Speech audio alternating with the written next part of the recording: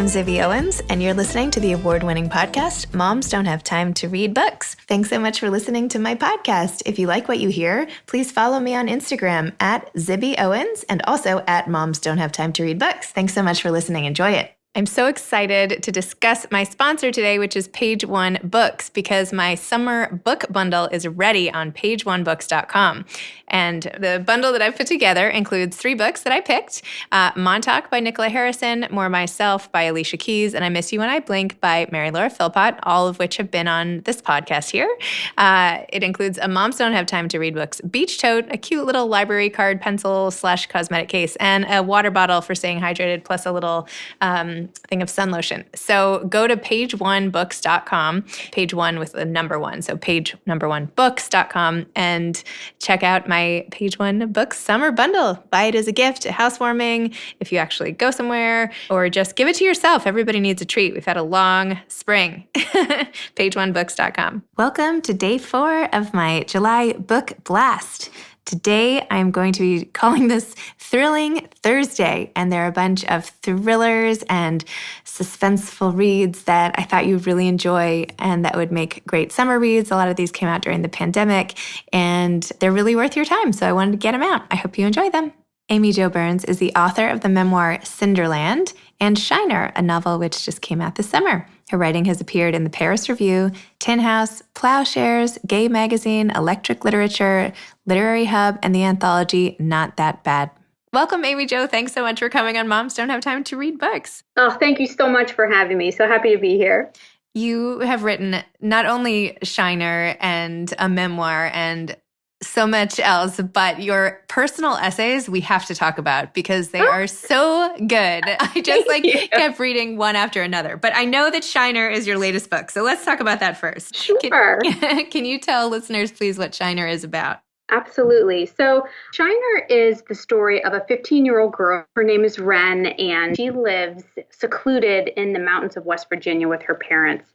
And her dad became this local legend when he got struck by lightning when he was young, and he became a snake-handling preacher. And one summer, Wren witnesses her father perform this really strange miracle that goes terribly wrong. And as a result of that, all of her family secrets that she had no idea about start to unravel.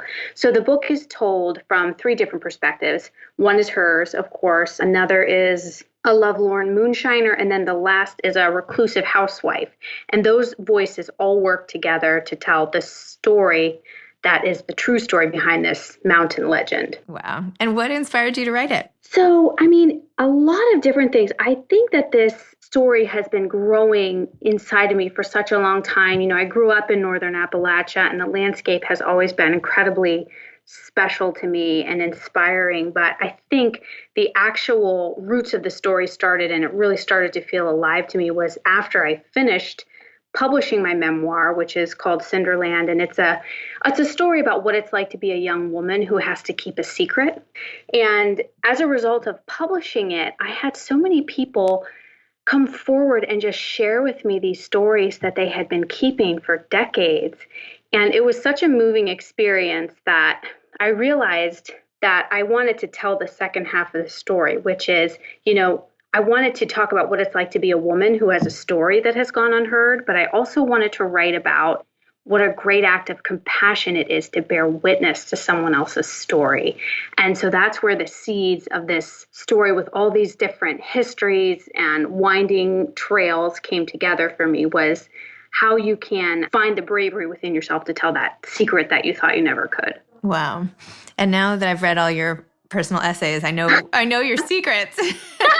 You do. They're all in there. Are you comfortable sort of talking about some of the stuff from your past that may have informed this book and everything? Absolutely. Happy to. So you wrote really honestly and beautifully about what happened when, not even so much in the moment of what happened with the abuse of your piano teacher, but then how you kept it a secret, and then your parents, when it came out that you had not been the only one. Well, maybe I shouldn't tell your story, but when you were not the only one, then your parents, confronted you about it, how you handled it, and how that sort of experience impacted your life. Can you just talk a little about that and even your decision to share what happened with you? Yeah, sure. I think So what happened when I was 10 was this really beloved piano teacher in my hometown was accused by, started with one girl and then another for assaulting them during their lessons. And I like to use that word assault because I think it's something that only kind of came into play within the past few years. And I'm really grateful to be able to use it because I feel like it's an accurate description. But basically, a few girls started to come forward about what he'd done during their lessons. And a lot of the people in the town chose to support the piano teacher instead of these young women. So I was somebody who saw all this happening and these young girls. I mean, we were 10, 11, 12 years old. They were vilified by the town, accused of conspiracy and a bunch of other ridiculous things, not by everybody, but by a lot of people. And what ended up happening after that is that it was put in this vault and nobody talked about it. So I grew up having this huge secret. I saw what had happened. I decided to lie about it to the police, and I just held that secret.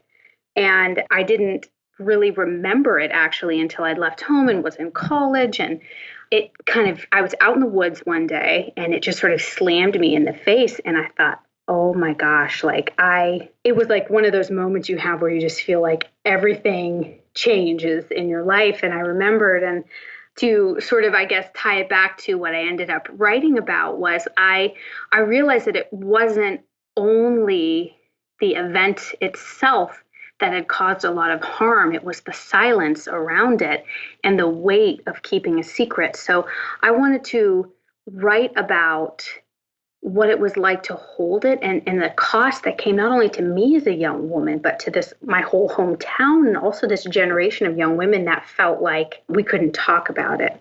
So that sort of was kind of the basis of the book. And I did not see Cinderland coming. I always had dreamed of myself as a novelist, but every time I sat down to write, everything I wrote, it was just not very good. You know? And I mean, sure, that's normal. Everybody's got a learning curve and things like that. But I kind of came to a point personally where I realized if I didn't tell the truth about what had happened firstly to myself, that I was going to be writing around it for the rest of my life, and that everything I wrote was just going to have huge blind spots because there were a few things that I was really afraid to be honest about in my life because I thought it was going to cost me everything. That's what I had been taught when I was 10, was that if you tell the truth about this, you will lose everything that you have. So what ended up happening is that I just started to try to tell one true thing after another true thing after another true thing. And then eventually, I had a book, and I couldn't believe that my first book was going to be a memoir. But, now that it's been out for about 5 years, I'm so grateful that it was my first book because I feel like it's such a foundation that reminds me of like what's at stake when you sit down to write, whether it's a story you're imagining or if it's something that happened to you. There's real stakes about putting your story out there and inviting other people to kind of like sit in it with you, Totally. I have to go back now and read your memoir. Seriously. I also am just so struck. I mean, I've talked to so many people who talk about the damage that keeping secrets really does to somebody, especially a child. Like there seems to be no worse thing than telling a child to not, own up to something that's happened. Well, it's in any context, not just sexual abuse, but really, I don't know, that I feel like there should be some sort of deep dive into the damage of keeping secrets. I'm sure it has been done, but anyway. Yeah. I mean, absolutely, because what one of the saddest thing for me was when I was an adult and I realized that keeping that secret made me feel like I was this guy's accomplice and not his victim. Yep. And that was something that I really had to work through. And part of writing Cinderland was me saying, it is okay for this man to be accountable for what he did. It's not wrong. It's not, the quote unquote Christian thing of me or the quote unquote female thing of me to let it slide and to offer forgiveness. That there's a real importance to saying, no, he can be held accountable for what he did. And so that's, a lot of what that book is about. But it's also about, a longing for home and all those things that I thought I had lost as a result of what had happened, that some of the things ended up coming back to me. A lot of friendships I thought I had lost actually returned to me after I published the book. So that was a really wonderful thing too. Well, when the pandemic ends, and if this ever can work out, I would love to have a conversation between you and Adrienne Broder, who wrote a book called Wild Game. And she had to keep a secret from about the same age as you, although it was the fact that her mother was having an affair. And she became an accomplice to that. And I feel like you guys would have a really interesting conversation. Yeah, would love to. About secrets. Anyway, okay, as an aside.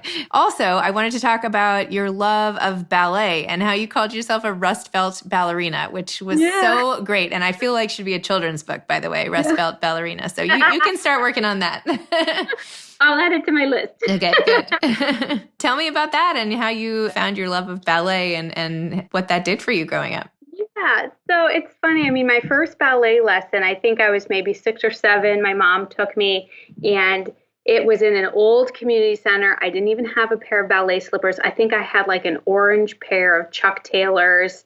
And I went, and we didn't even have a bar. It was just like a row of folding chairs. And we listened to a recording on, an old boombox that was a recording of a recording of a recording to this, piano music. So it was very staticky and things like that. And yet, even in all of that, I just found such a grace and beauty about the art form of ballet. And what it became for me, I think, was it was a way for me to express myself that I couldn't find through words. I couldn't find it through anything else. And now, of course, looking back, I can see this young girl and this young woman who was wrestling with all these things she couldn't articulate. And ballet became that weekly thing I did where it was like my body was just able to speak for itself. And that was why I loved practicing ballet, but I never wanted to perform it. It just wasn't, it didn't hold that draw. I mean, typically you hear about ballerinas loving the lights and the stage and all that. But for me, I loved that solitary practice at the bar, up and down, the sort of like predictable rhythm of it. And it became something that was a real anchor for me when I was young. And I mean, please know I'm like 5 foot tall, never, a professional ballerina, but it was one of those things it was so life-giving to me at such an important time. And when I think about it now, I see myself performing ballet in the middle of this town that was literally in the midst of a steel collapse. I mean, the building we had it in, I think, was like next door to this empty steel mill. And the only reason we were able to practice was because nobody could use the building anymore, And when you're a kid, you don't pick up on all that stuff. But then when you're an adult, you think, oh my gosh, like there's a sadness to that, but there's a real beauty to it too. So that is one of many things that I loved about growing up there. Even though the rest of the world looked at it and thought, oh, this town is past its prime. To me, I thought it was beautiful, and I still think it's beautiful. And I think that also shows up in Shiner, this idea of, what the rest of the world thinks is true about the mountains in West Virginia, and if it's a cautionary tale. And the people who live there say, like, we refuse to be written off. We're living very complicated, very vibrant lives, regardless of what the rest of the world thinks. You said somewhere that the expressions that people use to describe you, like, I can't remember exactly what they were, you had never even heard until you left home, right? Yeah. They were somewhat derogatory, and you're like, what do you mean? Why are you describing me that way? Yeah. So, my name's Amy Jo, obviously, and I never realized it, but it's, when I went to college, people wanted me to like explain my name. And that was how I realized, having a middle name like Joe or going by a first and middle name at all sort of signifies maybe that you're from a certain region of the country, or that maybe you're, a hillbilly or a redneck. And that was some of the questions I got asked. And, I would be in class and they would sort of talk about this area that's known as the Rust Belt, or this area that's known as Appalachia. And I'd be looking at a map and I was like, from.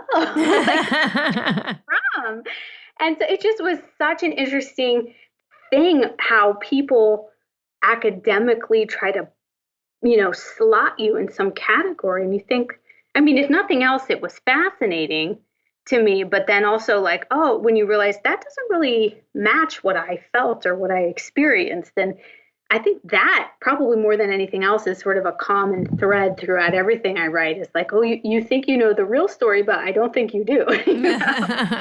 And tell me a little about your writing process and how you tackle both the memoir and the novel, if you do outlines, or how you organize yourself, and how long it took to write those books. Oh, Lord, it is a mess.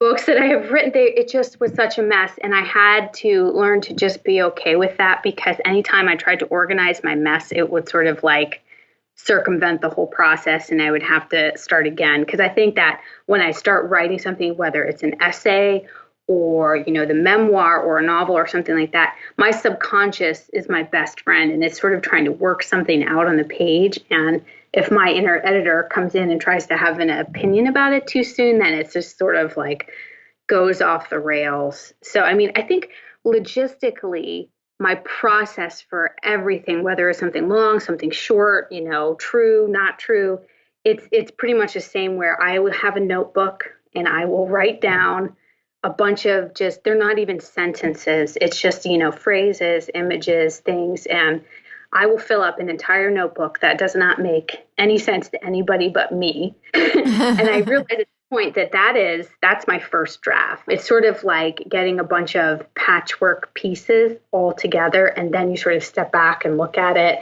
and then you can kind of make a quilt from it. So my second draft is usually, trying to match up all the quilt pieces, and then I go from there. So it takes me a long time. I mean, I think Cinderland, the difference with writing that probably took me 2 or 3 years. The big difference, though, was that I did not have kids when I wrote that book. So I was able to sit down and just work for 5, 6, 7 hours straight. And I just felt like I had gone into that material so deep, and, I was so in it in a really interesting way. And then I had 2 kids. And as you know, you don't even get an hour. I know. You don't get a minute. No, you don't. And so much of Shiner was me sitting down. I mean, I would get my laptop all set up and my pen and my paper, and then I would run and, try to get my son in his crib and cross my fingers and then run downstairs and maybe get 45 minutes where I would write something. And I thought every day, I was like, I'm never going to finish this. And then I would kind of just let myself say it. And then I would write 200 words. And then all of a sudden, I say all of a sudden, but it was a lot of rewrites and things like that, and having another baby.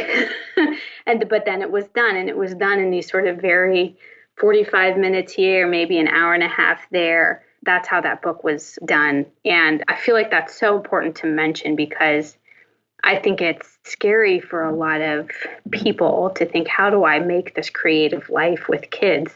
And it does change. And I won't lie and tell you I don't miss those deep dives into the material that I had before, but I'm so happy with how Shiner came out. And I think there's something special about it that I probably wouldn't have been able to capture if I didn't have kids, So I see a lot of evolution of myself as a person in Shiner that came about because I couldn't work the way I once did. And I kind of just had to roll with it and, let my creative energy figure it out. That's amazing.